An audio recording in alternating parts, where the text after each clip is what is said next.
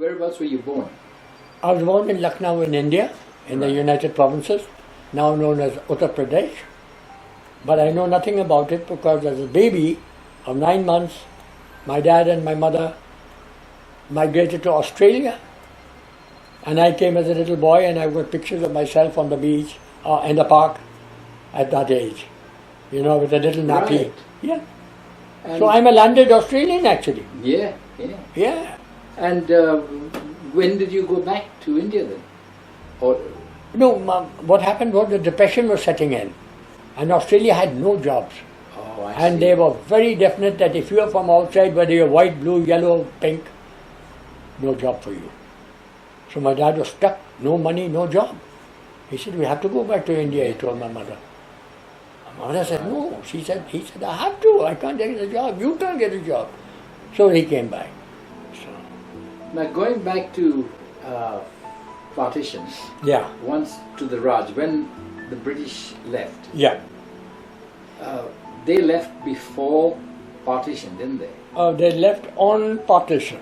On partition. Yes, as soon as partition was declared, the British Army moved off double time. Was that a sort of a frightening experience for the Anglicans? It was when very disappointing because the police force was not up to fighting that kind of a sort of an action, I mean, it was, But the fact that the British were in many ways helping the Anglo-Indians, and suddenly when they turned their back on yeah, the but Anglo-Indians no, and walked away, no, but everybody honored the Anglo-Indian was given great respect. Number one, all the train drivers, the only ones who were able to and agreed to drive the trains with the refugees, everyone was an Anglo. But did the Anglo-Indians feel let down once the British left? Or scared that, hell, what do we do? No, Our I don't godfathers think, had but a lot moved started out. running. I know that from Pakistan and particularly Lahore, people just ran away to England, Canada and Australia. And no passports and all of those No things. passport, So and they the literally passports- just bought a ticket. All and- you had to do was go to the deputy commissioner and get a little slip of paper. This is to state that Mr. So-and-so, so-and-so, so-and-so, son of so-and-so, is of predominantly European descent. Oh, I Signed, see. stamp, immediate passport. Right. No hesitation. That's all the Australian wanted. Give me that piece of paper, you got your immigration visa. Yeah. So when I told my boss that now I have to get to Lahore, how am I going to do it? So he said, I'll tell you what, I'll give you a bus, pickup, and a guard, and you'll be taken up to Amritsar. But when we reached the Bias, all I saw was a big thick cable going overhead, and there was a factory nearby. And I said, what's that? They said, that's an Indian Army unit, but the boss is a colonel from the British Army. Oh, I went there and gave him a big salute. I said, sir, I had an envelope with my transfer orders. I said, the Inspector General of Police, India has sent this to the Inspector General of Police, Pakistan. Important, very important. It was stamped and all seals and all that.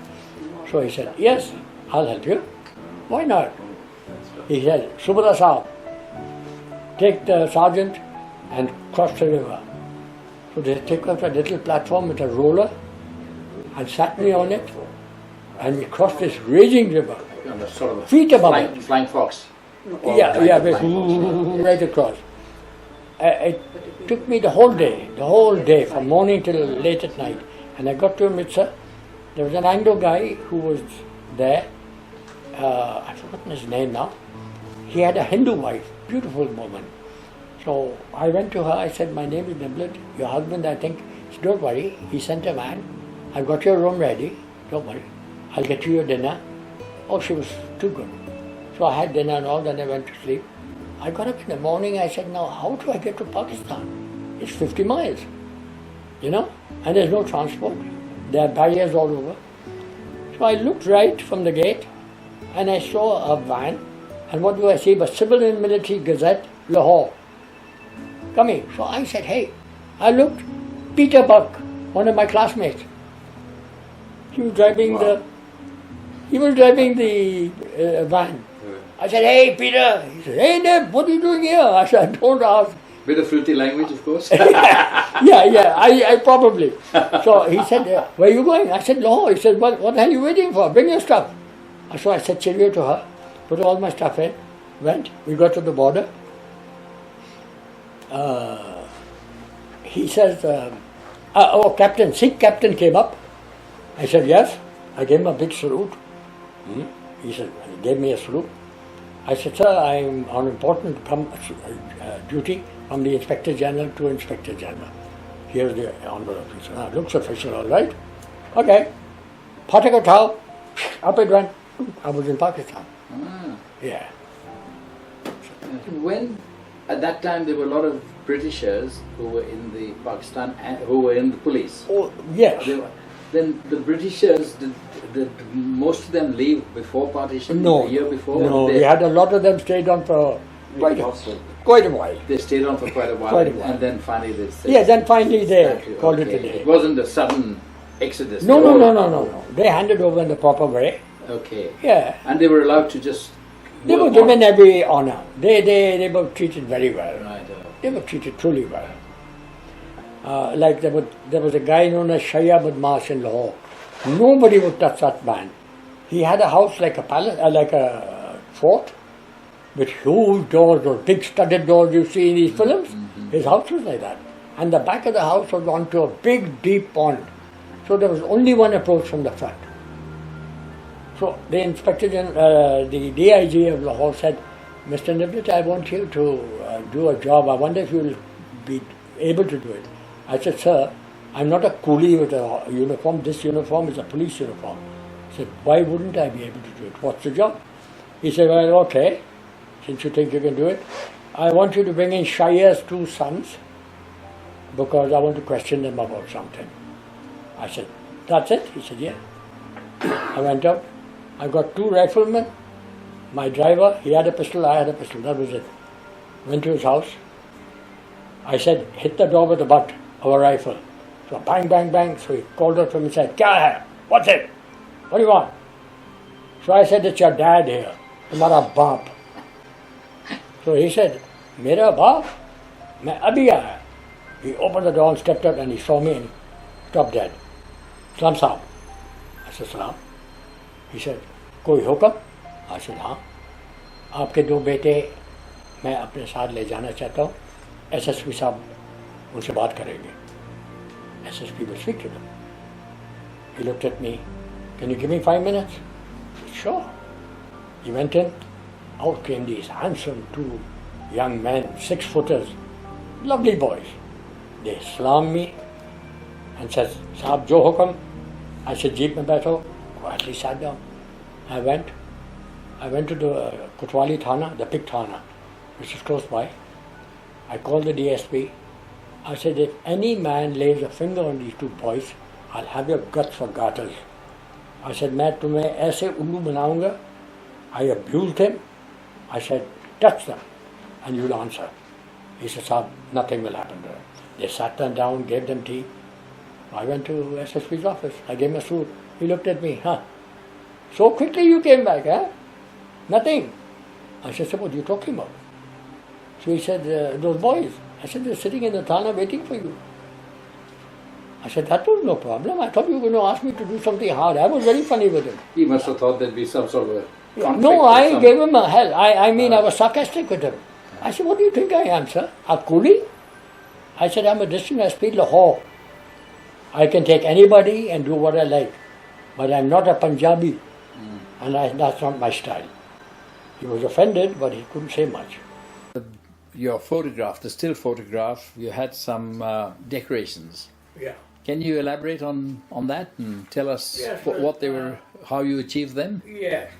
Well, I've got about 6 medals, I think it is. I got the Second World War medal, General Service Medal, 39-45 war. And I've got the Pakistan Independence Medal, which is obvious. As soon as we got independence, we were given the medal. I got a Quaid-e-Azam police medal, and that is the founder of Pakistan, his birthday, I think it was. And I've got the 65 war and 71 war medals, but they are general service medals because we had police battalions formed to back up the army in case of, breakthrough, and also to cover the supply routes going to the front with supplies and all that, so that nobody would interfere with them from the public. And I got a medal for each of those. That's about it. Ah, that's very good. And what year was it when you finally retired? I finally retired April 1988. Right. And what rank were you at that time? I was Deputy Inspector General of Police, Right. and which is the same 28th grade as Brigadier Generals in the Army. And after you retired, was it long after when you left Pakistan, or When I retired from there, the governor of the Punjab, Ghulam Jalani Khan, who was very fond of me actually, he had been after me to take up a job with him. He and a group of Pakistani officers said that unless there was education of a high standard, and these 6 generals got together, collected enough money, and they bought land. We had 365 acres, and it was up just slightly about 30-40 miles out to Lahore. And they bought land, and then we cleared the land of all the trees that were not needed, put up a barbed wire fence, and started building the school. And now it's running. It's a beautiful school, very well planned. I was put in charge as the estate manager to the security, etc. of the place. Right. That lasted up to 1995. Actually, Okay. 1994. And I finally, my kids were worrying me in America that what are you doing there? You and Mama are alone, nobody there but you. Anything happens to both of you, what do we do? So Dad, you better get here. At first I resisted for about 6 months. But then in early 95, I said, okay, let's go. So that's how I landed up in America. So you've been living in America since I have been 1996? living from April 1995. 95, Yeah. right. And you're still living there now? I'm still living there, yes. All right. Well. Anyway, Lons, Yeah. I think, thanks for your time. Oh, not at Appreciate all. it a lot. But I It's, will write to you and it's, give you my Lahore incidents.